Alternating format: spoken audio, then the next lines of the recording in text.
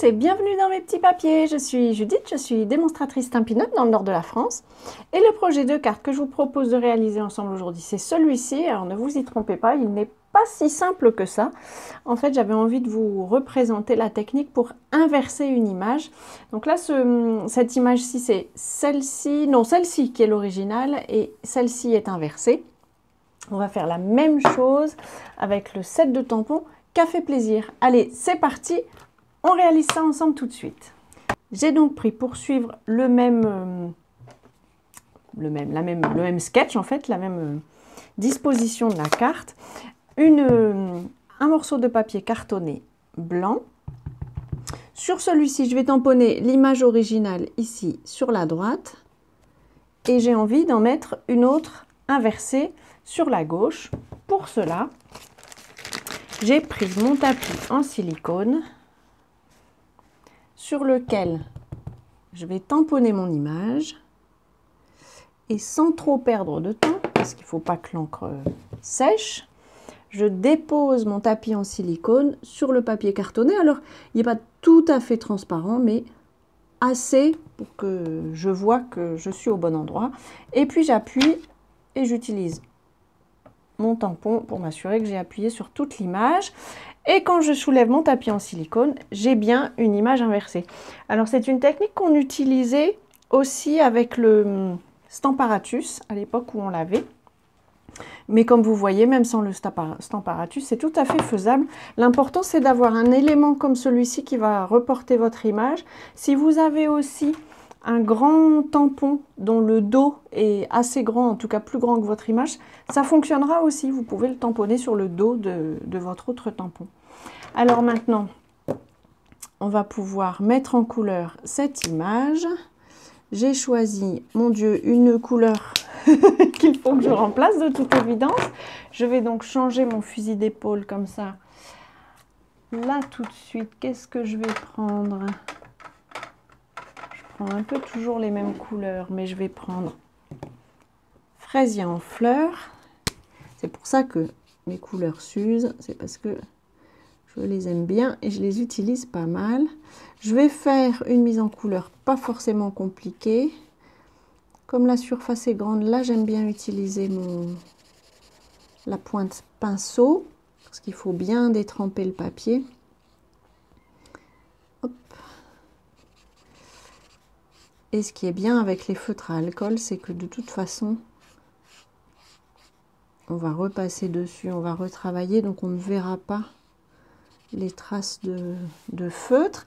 Et puisqu'on a ici des indices, je dirais, des lignes verticales comme ça. Alors déjà, il va y avoir de l'ombre sur le côté et à mon avis, ces petites lignes ici, elles montrent aussi que l'ombre va jusque là. C'est peut-être pas le cas, mais c'est mon interprétation. Ici, il y a forcément de l'ombre et en bas aussi, puisque la forme de la tasse est forcément incurvée.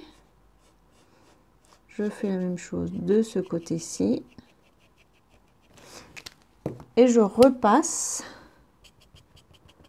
avec le clair pour faire une transition un peu estompée de ces parties.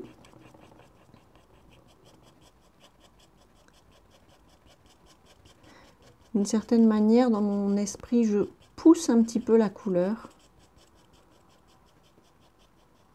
Voilà. Et comme je vous disais, pour moi, ces lignes, c'est probablement un effet de la tasse. Un effet d'ombre. Et ça ne nécessite pas forcément d'être dilué, mais là, je vais quand même essayer. Ça donnera peut-être un peu de profondeur justement à ce creux.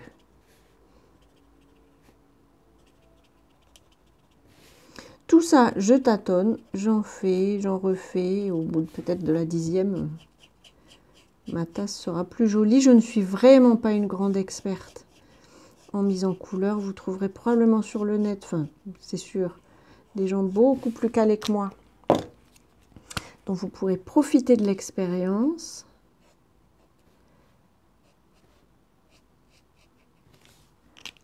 N'hésitez pas. Pour l'intérieur, j'ai choisi brune dune parce que personnellement, moi, c'est pas du café que je bois. Je vais quand même colorier le haut de la tasse. Moi, c'est pas du café que je bois, c'est du thé, beaucoup.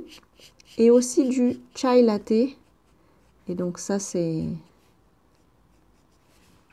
plus ou moins dans les mêmes tons que du café. C'est un thé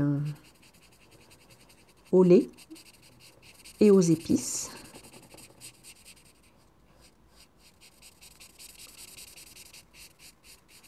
Voilà.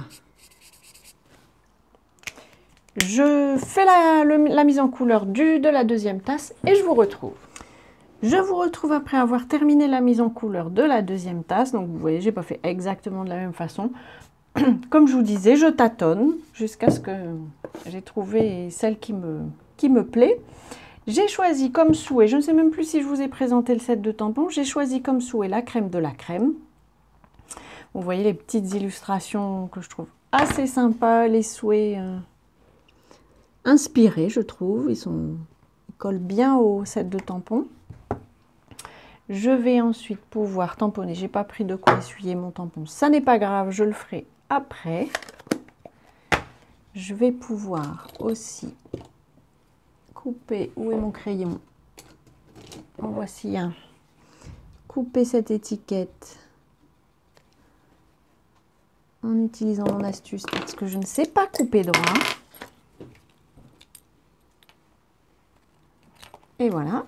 Et maintenant, je vais pouvoir faire la disposition de la carte. Donc, vous voyez, ça fonctionne avec beaucoup d'images. C'est préférable de le faire avec des images qu'on met en couleur, je trouve, parce que le trait n'est pas aussi précis.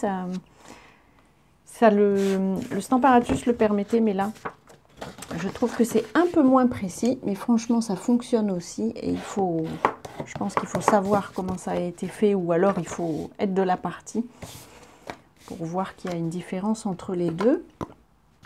Ah, si je prends un adhésif vide, ça ne va pas fonctionner. Hop.